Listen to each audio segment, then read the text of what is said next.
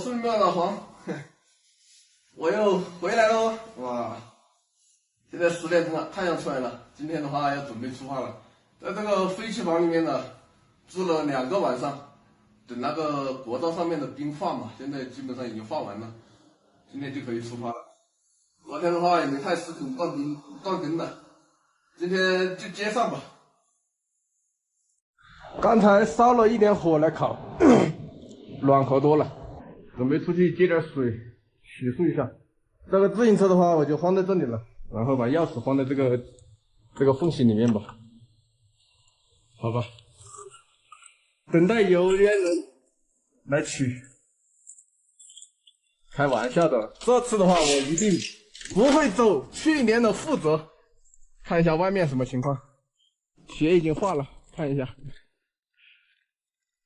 哇，这马路，这才叫马路嘛！这才叫国道嘛！冰雪已经化完了，因为昨天没下雪，今天又没下雪。今天一出太阳，它路上的冰和雪都化了。但是这个腊曲河啊，被冰封了，一点河水都不流了。去接一点这个冰块，洗漱一下。看一下美丽的腊曲河，这上面最好不要去走了，这个冰估计不是太厚。为什么会呈这种凹凸不平的状态呢？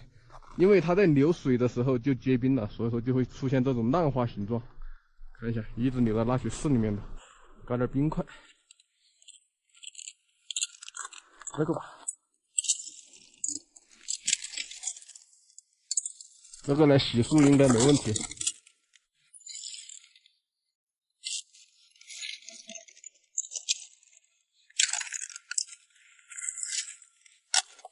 够了，用这个千万不要踩了，下面有可能就是水。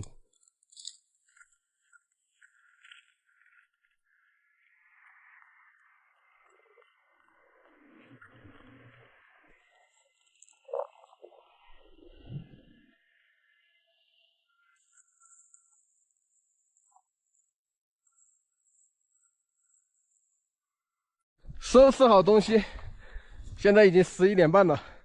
天气暖和了，今天的最低温度是-11度，然后前2天下雪啊，最低温度达到了-18度。这边是腊曲的天气预报看的，今天稍微暖和，高了7度，白天还是挺暖和的。还好有这个房子，在这房子待了2天。为什么在这个房子待了2天呢？因为你看这个雪冰都已经化掉了。如果有冰块的话，在这个路上骑行是非常危险的。这是109国道，是所有进藏路线货车最多的。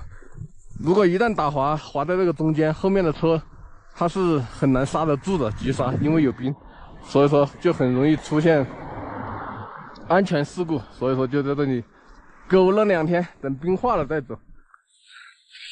还要给大家说一下，我们出来旅行的话，生命安全排第一啊！不要为了流量去骑什么冰路，不得已的情况下不要去骑这个冰路，太危险了。我们每个人来这个世上就这一次，是吧？如果出现什么安全事故就划不来了。这个路啊，骑起来就安心多了，没有冰块。这边呢就是这样，你下过雪，雪就会压成冰。但是出太阳，冰就会化掉。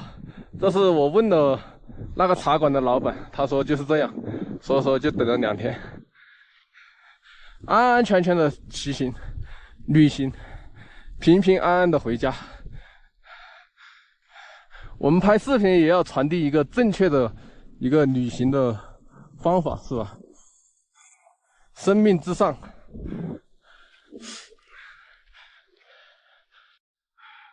看一眼这个腊曲河，特别的壮观。看一下，哇，这个天！不知道这个腊曲河它的源头是哪里啊？那边那个小狗跟过来了，我这2天都没看到它，不知道它在哪里。我一走它就跟过来，今天才看到，不知道是不是别人养的。我骑行的话也带不了狗啊，这个车怎么带狗？除非后面有拖车。听到没有？听到没有啊？回去了，回去了，别跟着我啊！路上车太多了，估计是吃饱了，肚子这么大。哎，干嘛？在我车上打标记啊？他这边的话也是饿不到的，那边有茶馆，应该那边有人养吧？别在我车上打标记，听到没有？给你吃个饼干，不要跟着我，好吧？我没能力带你啊。如果在内地的话，我可能就带回家了。还不吃吗？这边也不缺水呀、到处都是雪。你不吃，应该是在那个茶馆里面吃饱了。这个饼干他都不吃，还又在打标记，你打标记，别在我车上打标记，真的是。是的，这边有那个茶馆，还有超市。跟着我的话就是挨饿受冻，没跟来了。给他饼干不吃，估计是他这2天吃好了。上餐馆的话，茶馆的话，天天啃牛骨头。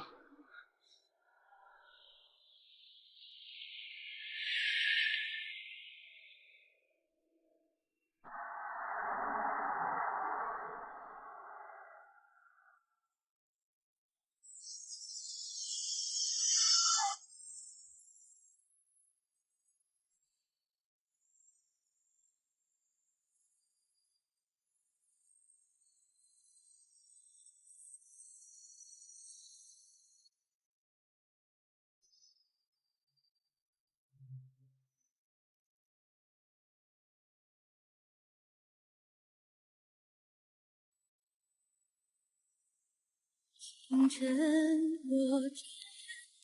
段路的话是我第一次骑啊，第一次正式的踏上青藏高原。以前的话只是在电视上、歌曲里面听过，此时此刻的内心还是比较激动的。这条国道货车是真的多，前面好像在修路，要改道。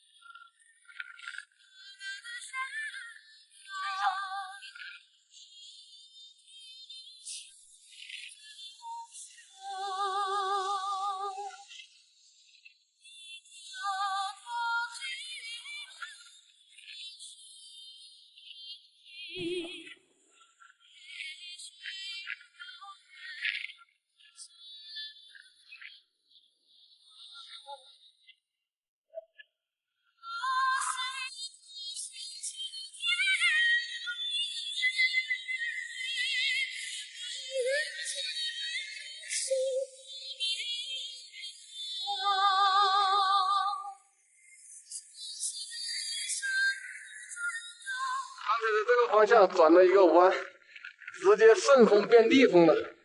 看一下，前面直接到逆风。这个风好大呀，这边。没想到在这边来风还是这么大。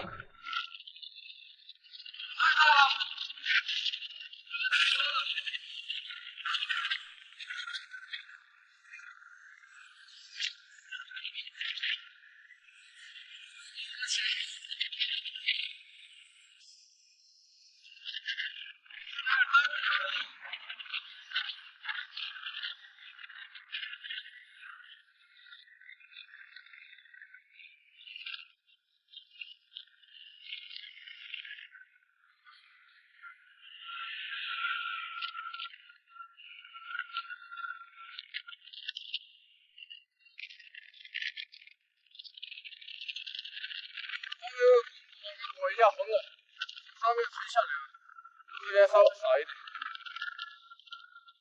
面罩戴上，像刮台风一样。没想到这个青藏高原啊，风这么大，面罩给戴上。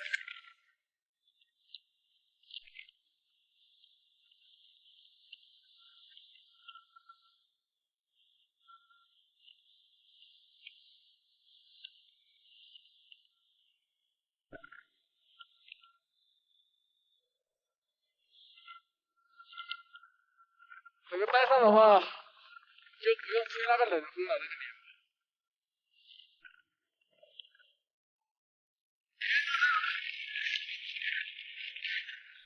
有呼吸困难的，1个小时吹了。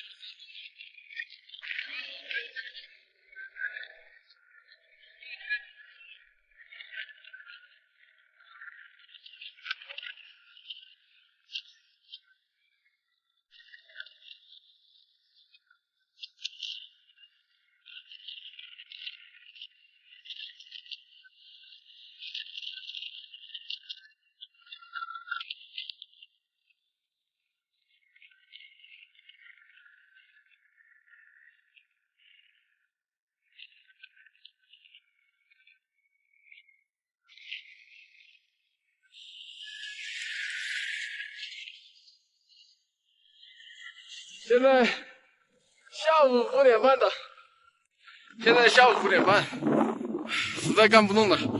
今天被风狂虐了，刚才在那个村里面，那一个倒班接着水，不知道为什么是黄色的，不知道能不能饮用啊。但是我这里还有矿泉水，那边还有开水，煮饭洗菜应该够了。实在走不动了，看一下吧。这边有座山，把这个风给挡了一下，风就变小了。这边有桥洞，还有空地，看一下可不可以打赢。这刮风太难受了，这桥洞也太小了，桥洞在吹风，太小了。继续往前面走吧，看一下能不能找到房子住。有房子住更好。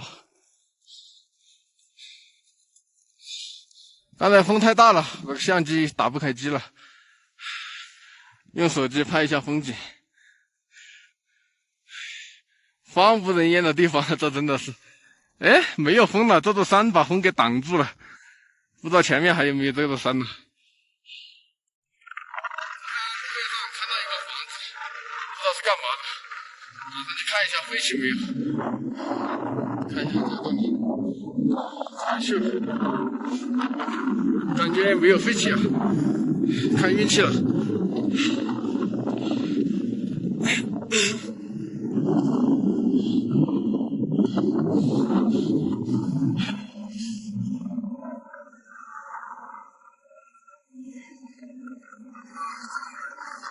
门都没了。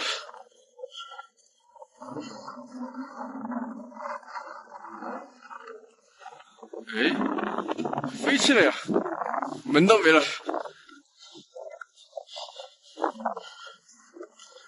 那上面还有房子，那应该是牧民的房子，还有一些经幡。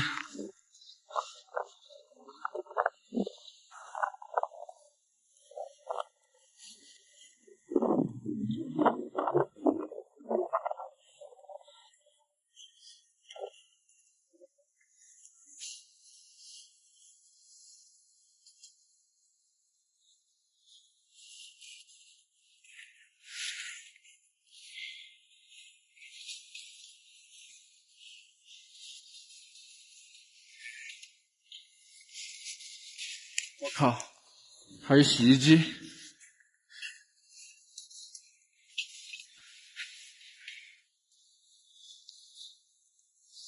这原来应该是一家茶馆，应该是搬走了。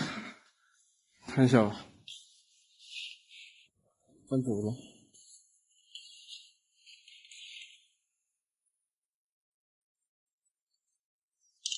有一双拖鞋，有个草锅，那应该是个茶馆的啊。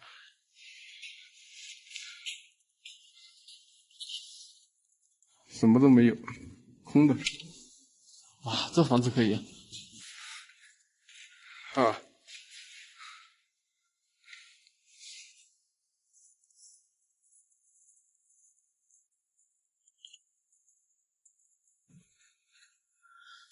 这还原来应该是住宿的吧？这茶馆里面也没人了。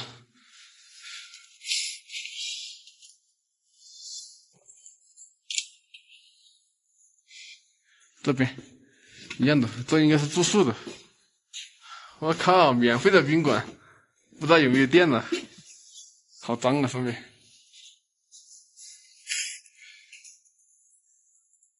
应该就自私的，后面不知道为什么废弃了，门都没有锁，啊，门的话都没有锁。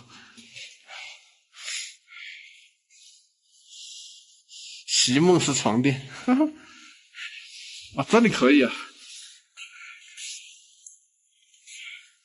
那我就入住了，没有人那就好说了。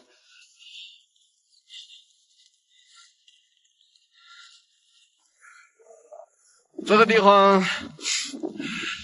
还不到那个县城，还有远着呢。今天只骑了20多公里，不到30公里。这应该是厕所。哎，水井房，看一下有没有水。喂，有水。这里还有一个桶，没有绳子。这个钩子应该用这个钩子取水。这个是这边起伏的，这荒无人烟的，开了一个茶馆又废弃了，这个门的话，不知道谁把弄塌了，估计是牦牛撞的吧，反正不是我弄的，我可没这么大的本事。这大铁门，走了，入住了，入住，单车还在那个路边上呢，推上来。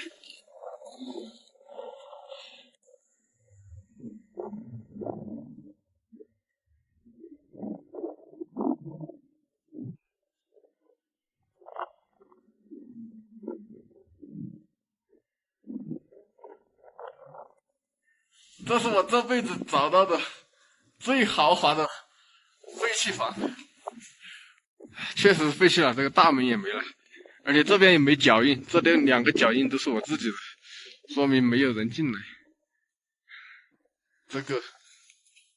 这边这一间我觉得还可以，这一间我觉得挺清爽干净的，晚上也可以睡上面，这个应该比那个大厅那个要暖和一些吧。这里挺不错的，窗帘可以拉上。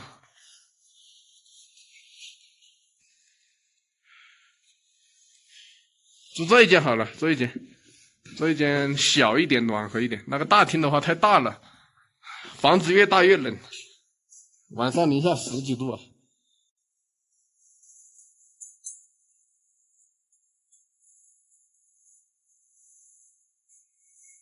完美完美，刚才把车推进来了，我打算去那个水井房接点水。那个水的话不要了，那个水好浑浊，这个水怎么？这个感觉像尿水一样。刚好那个水井房有水，接一点。估计是用这个钩子，这样把钩子。没多深了，好浅。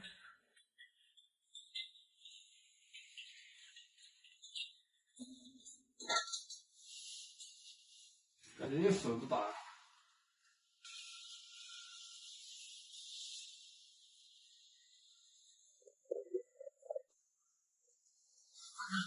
我真的搞不懂。我直接提这个桶过去吧，到时候用完了把桶给还回来。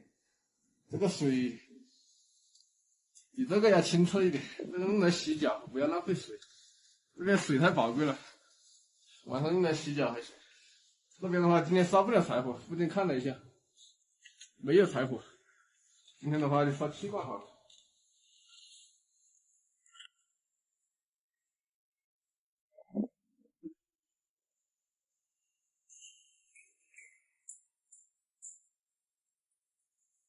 这个门的话还可以反锁，今天应该就特别的暖和，太完美了。因为这个门呢是可以关上的，还有门窗，所以说里面这间房子是最干净的。其他门好像好多门都没有关，里面好多灰尘。这个的话，我直接就可以在上面睡了，把这个睡袋直接打开，晚上就可以睡了。而且好久没睡床垫了。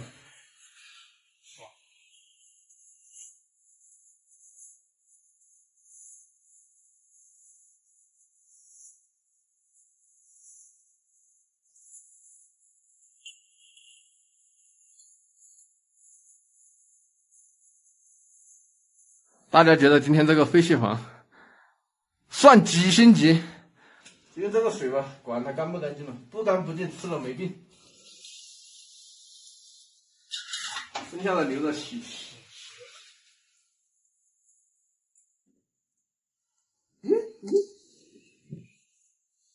完了就行。看一下今天吃的没？我所有的菜都在这里了，基本上没菜了。这是啥呀？这玩意儿，那个平菇，种的帮硬的，炒这个平菇来吃好了。这个菇冻的帮硬的。然后还有2个青椒，青椒也把它吃了。青椒已经冻成这样了。今天吃了，明天就没菜了，明天必须要赶到镇上去买菜。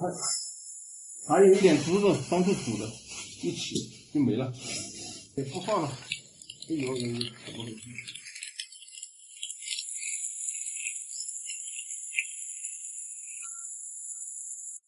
哎呀，可以了，这个肉稍微点一下就行了，放大蒜，炒出香味。这个可以。炒菜的话，一般都要放大蒜的，大蒜可以增香，还有可以杀菌。加一点老丈人家的高度白酒，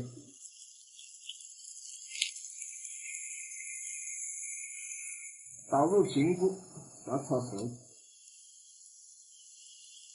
这边的话必须慢慢炒了，这边海拔比较高，后面放的话熟不了。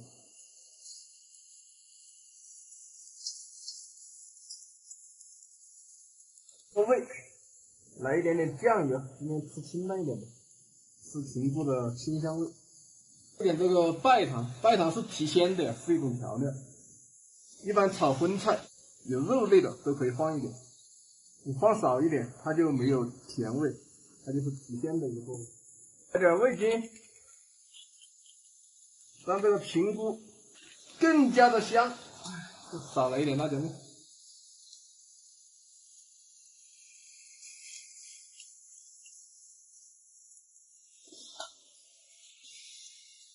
这个菜已经炒熟了，开饭了，开饭了！哎呦，坐在这里吃，这个火开着小火给它煨着，不然一会儿就冷了。今天一大锅米饭了，今天是比较饿的，吹了一天的风，吹了一天的冷风。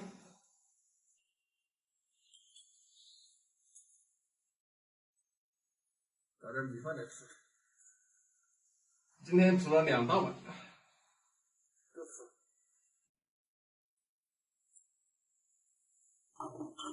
这个平菇怎么样？里面放了一点青椒。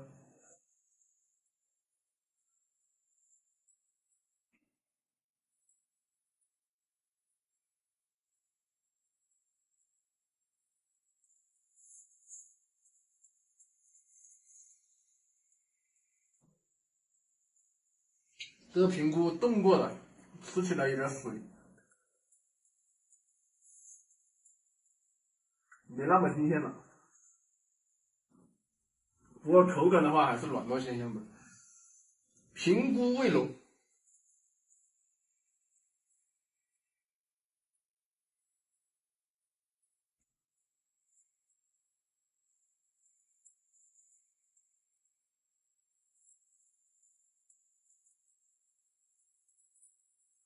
再喝一口。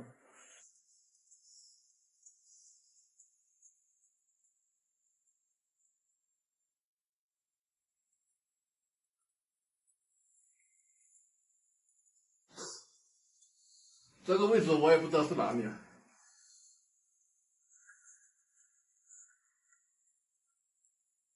离那个县城估计还有60公里，60多公里。今天都不一定能到，明天不吹风的话能到，吹风的话又难搞。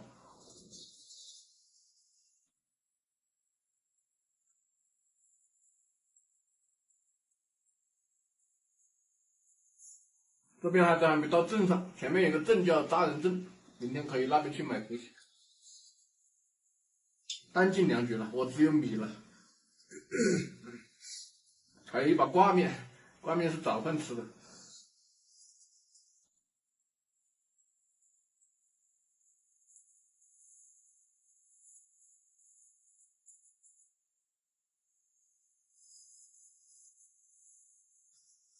这个睡袋的话还是挺好的，不大不小，也可以翻身了。有的人说不能翻身，也可以侧着睡的。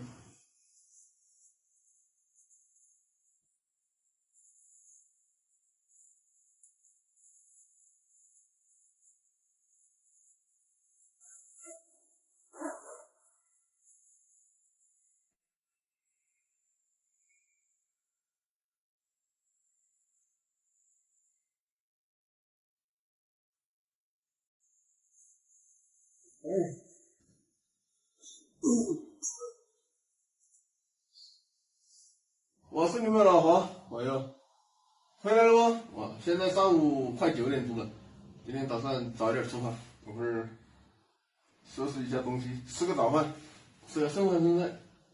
因为上午的话它没有刮风，一到下午它就会起风，刮那个逆风。所以说上午早点出发要好一点，不刮风的话还是好一点。现在太阳也快慢慢的升起来了。打开窗帘看一下，哎呦，太阳刚刚升起来了，日出。早上的气流可能小一点，所以说它没有刮风。早点出发了，今天。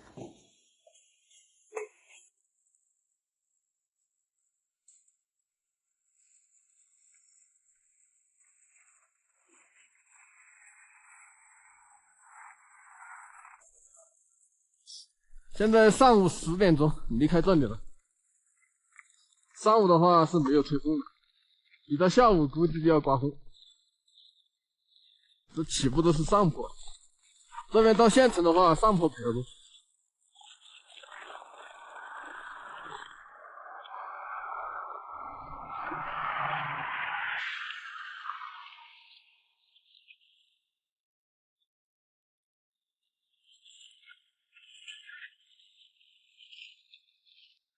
这上坡骑的，全身都暖和了。前面路过一个扎人镇，到时候看一下，要不要去买补给啊？因为今天我想骑到县城，但是它不一定能骑得到。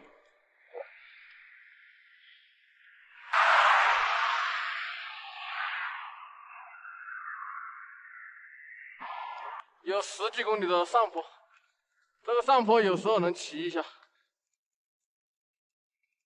它不是太陡，推的比较少，骑的比较多，全身都暖和了啊！大早上的推车也可以锻炼身体啊，使自己的身体更加的强壮。如果身体不好的话，是不是以后如果结婚了，找到女朋友了，找到老婆了也很麻烦？所以说现在要把那个身体锻炼好。前面到下坡了，我看到那个箭头了。前面那个县城叫安多县，安多县的话也是西藏到青海的西藏的最后一个县城。看这个箭头是下坡，但是这个下坡我都看到了尽头，那边又要翻一个山头，在这边休息一下吧。现在11点20，休息一下，离扎人镇还有20公里。看一下这高原的风景，就是这样的。今天还好，今天比昨天还暖和，因为现在还没有起风。趁这个时间给大家讲解一下，怎样安全骑行这个青藏线109，因为这个条线特别危险，大家都知道，大货车比较多，这估计是所有京藏路线大货车最多的一条，比阿里、新疆那边都多。哎呀，憋得慌。我一般的话，后面的大货车来我都不用看，我都是用耳朵听的。货车、小车、黄车、摩托车、自行车，它的声音都是不一样的，而且你也可以听出它的距离离你有多远。一般情况下，如果我这边方向来了大货车，靠得很近了，然后对面又来了一个大货车，他们那2辆货车肯定要在这个地方交汇，是吧？我也骑到这里来了，我就不要去抢道了。2车交汇，大货车的话，中间是没有多余的那个柏油路来给你骑的，所以说你就靠边就行了。靠边可以骑，这个有路肩，虽然是石子路，但是很安全。货车交汇也好，不管超车也好，它不会超出这个实线。一般情况下，我们在实线外面是安全的。所以说这种情况下，2车交汇的情况下，我们不要去抢道，我们就在这个路肩实线外面，骑行也可以，在这边等着也可以。还有一种情况就是，假如我在这边骑行，后面来了一排，假如5、6辆、6、7辆大货车一排一个接一个的过来，那种情况下我们也要在实线外面来等着，或者在实线外面来骑。为什么？第一辆大货车能看到前面的自行车，但是后面的视野盲区的话，它是看不到的。是讲解一下这个大货车，我们一定要安全骑行。你看后面又来大货车了，这种来1辆、2辆其实可以骑的，它会超车在外面中间去开的。也要考虑到对面有没有来车交汇，所以说要考虑这几种因素。所以说以后有来骑行青藏线的，一定要注意这个大货车啊，不要去抢道啊什么的。这个国道都是留了这个很宽的这个路肩的，可以在外面来。希望大家平平安安的骑行，健健康康的回家，开开心心的回家，是吧？现在也要快过年了，还有50多天。休息一下，出发了。这边有个村子，像我们高原骑行，如果没水用的话，可以去村子里面那个水井房打水，都是免费的嘛。但是一定要注意村子里面的藏獒啊。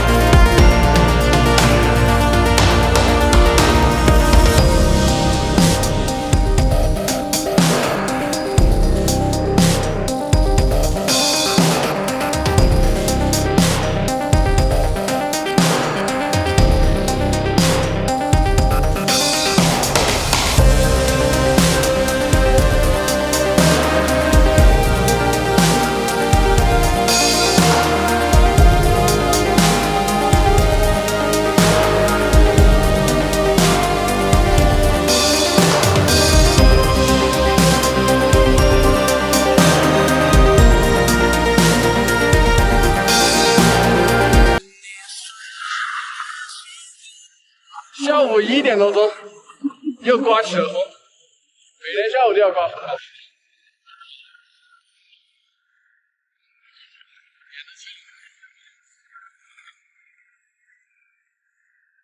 上到镇上了，去镇上躲一下吧。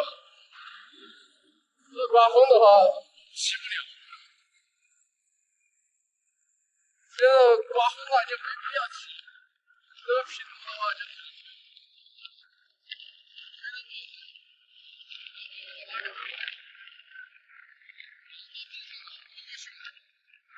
镇上找个房子，刮风了就不骑。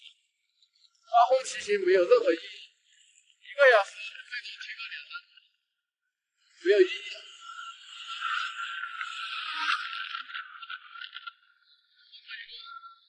我连这个车都扶不了。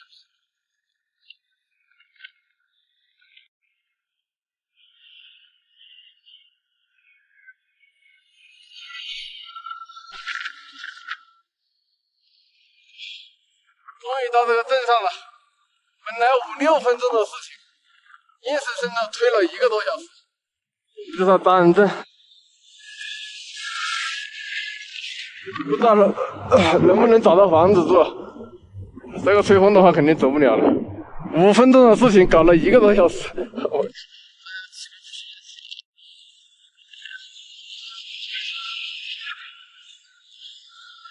看一下吧，这就是高原小镇。这个镇呢还建在这个山上面的，不太平。要出这个镇，去县城必须翻过前面那个山口。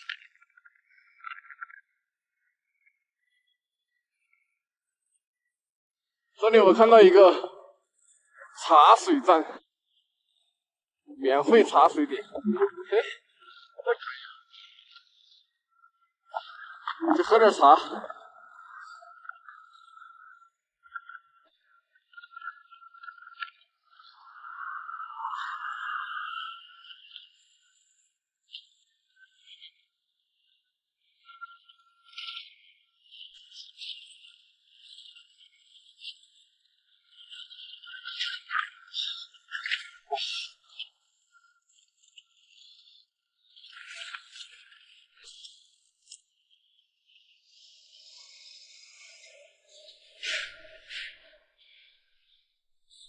茶嘞，这是茶水的，这个是茶。哎，还真的有茶，还能摸过去，我脸都吹肿了。看，很多留言，这里还有床，这里可以睡觉。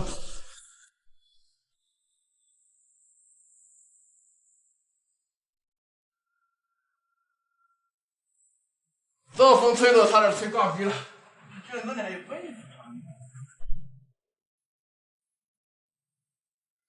好大的风啊！吹得突突突的。啊，喝点茶，喝点茶，休息一会儿。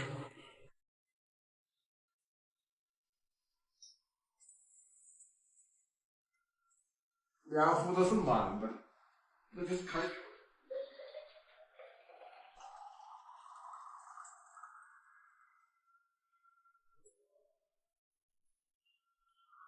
2壶水都是满的，喝点开水。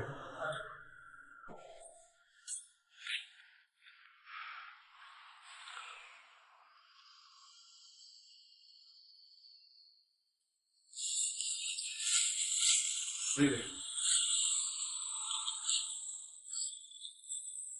哎，这种情况一天本来你1天都可以到这个镇上的，结果硬是骑了2天。明天都不一定能到县城，哎，这样搞的话，过年都不能回去了，估计过年赶不到了。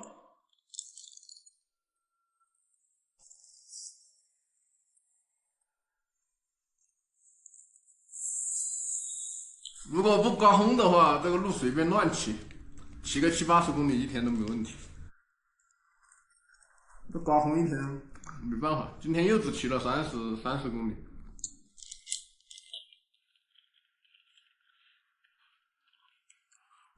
速度减慢，过来看一下，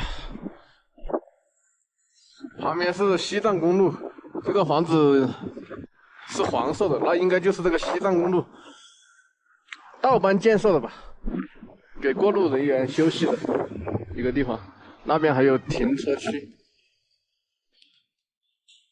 哦，不能在这里坐得太久了，出去买点菜，冻脚了。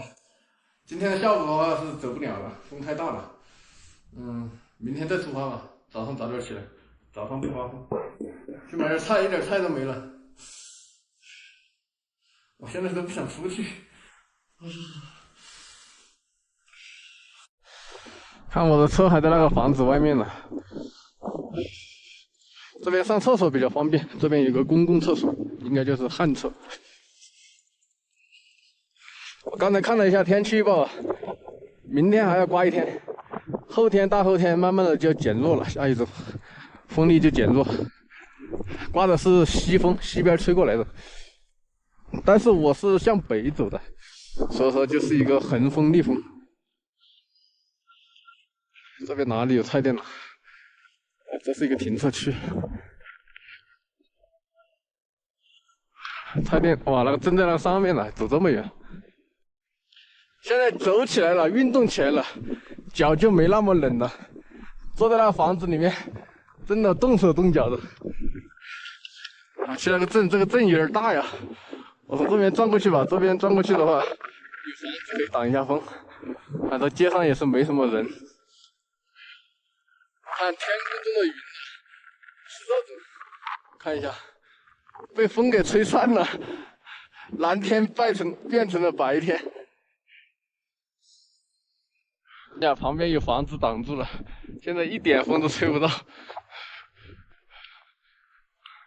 这2天风确实比较大。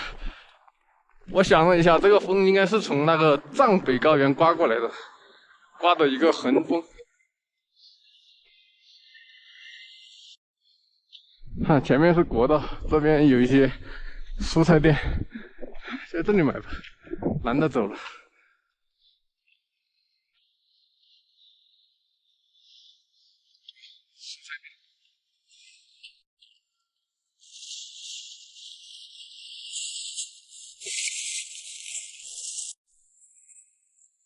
刚才花了32块吧，买了一点鸡腿、鸡蛋，还有啥玩意了？30多块。然后这是一条裤子，是老板娘送给我的，她那里也不卖衣服裤子。她说我这个衣服也不行，鞋子也不行，帽子也不行，裤子也不行。然后他们不知道是谁穿的，是一条新的，老板娘给我的，非常感谢。估计是他们自己穿的，然后有多的吧。还有送裤子的，非常感谢。今天的话可以换一条厚的裤子，本来我这个裤子也扛不住啊。我还打算到县城去买裤子的，如果这条裤子能扛的话就更好了，好像是加绒的。赶快进房子，镜子还在，刚才我搞完就打水了，算了，不出去了。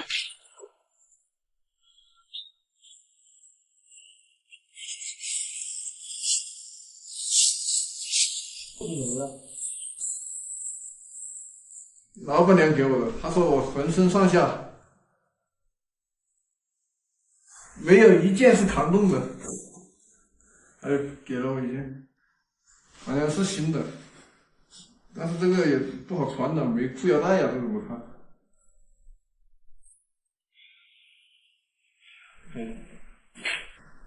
加绒的，可能看我身上包浆了，以为我是个流浪汉吧。这没口袋，这是他们藏族人穿的，喜欢穿这种，但是没裤腰带，这里有点意思，应该还是新的，没有穿过的痕迹，估计是他们家里面多的吧。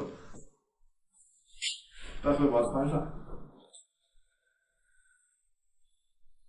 挺保暖的，应该好厚。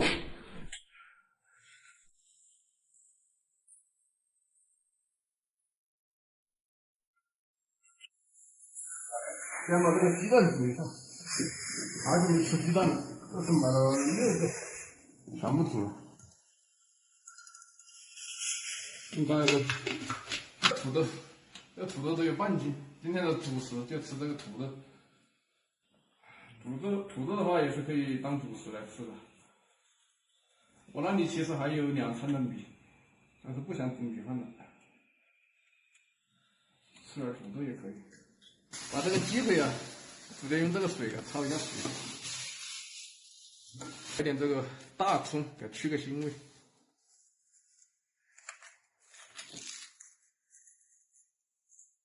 加一点老丈人家的高度白酒，焯水了再煮。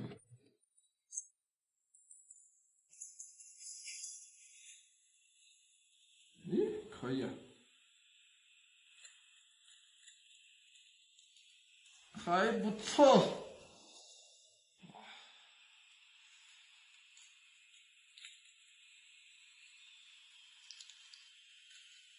这个房间里面没有电，我把我的录音灯给弄上。没挂的地方啊，就这样吧。这个鸡腿的话焯好水了，然后我还多煮了一下，因为我要把这个鸡蛋和土豆一起煮。如果鸡腿不太熟的话，它熟的时间不一样，就要分2次。这样的话一次就可以熟，所以就多煮了一下。这个大葱。今天没买到姜，他这边不吃姜还是怎样？来2颗大蒜，然后把土豆搞进去，用手拿吧。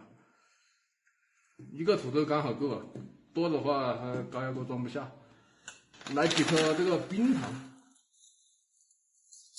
来一点这个树叶，来个3片就够了。来几颗八角。香料不要太多了，比如啥树皮之类的，一点点就够了。加一点这个味精，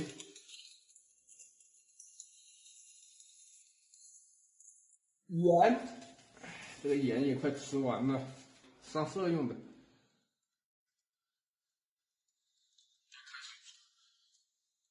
煮熟就吃。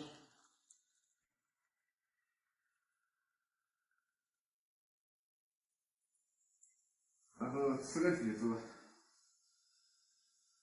这边的话，这个房子是那个道班在管理，然后刚才叫我去登了填一下基本信息，然后就在这边入住。他说这个开水可以随便用，随便喝，挺好的。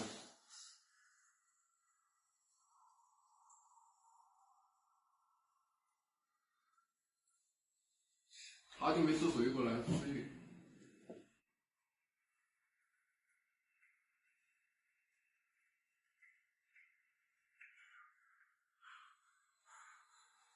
吃个水果都差点喘不过气。哇，透彻心凉嘛。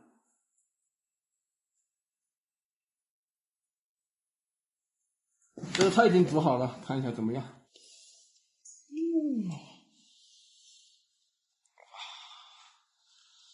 满满一大锅，还有卤鸡蛋，看这个鸡蛋怎么样？鸡腿嘞，我的鸡腿嘞！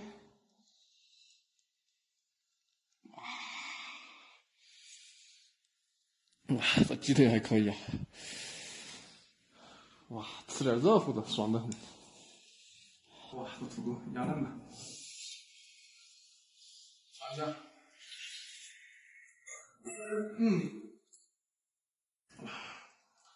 好冷啊！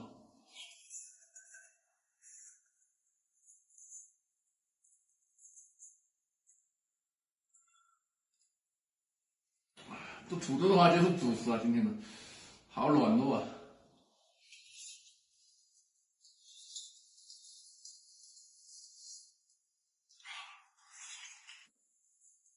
鸡蛋也当主食，卤鸡蛋，卤了6个，好久没吃鸡蛋了。不好夹呀！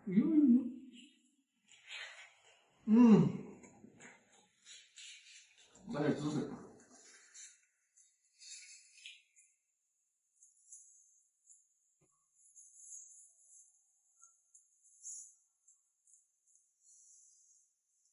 早上的话是不刮风的。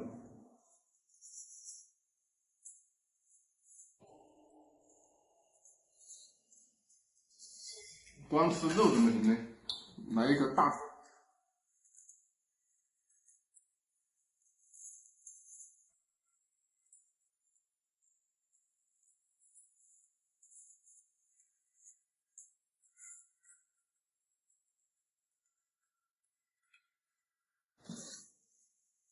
再来个鸡腿，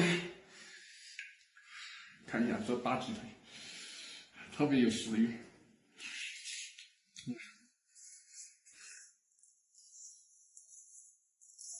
再来一口大红。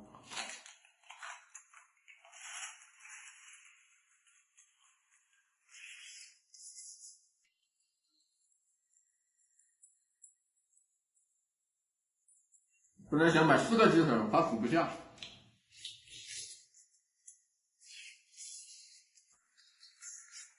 哇，这个大鸡腿太给力了，这土豆也特别软。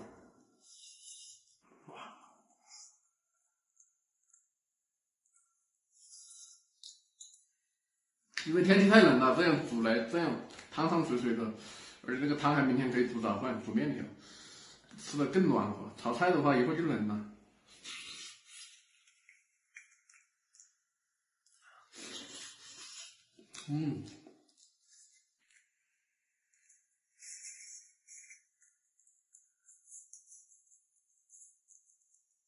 今天视频就到这里吧，我是苗老王，我们明天再见吧。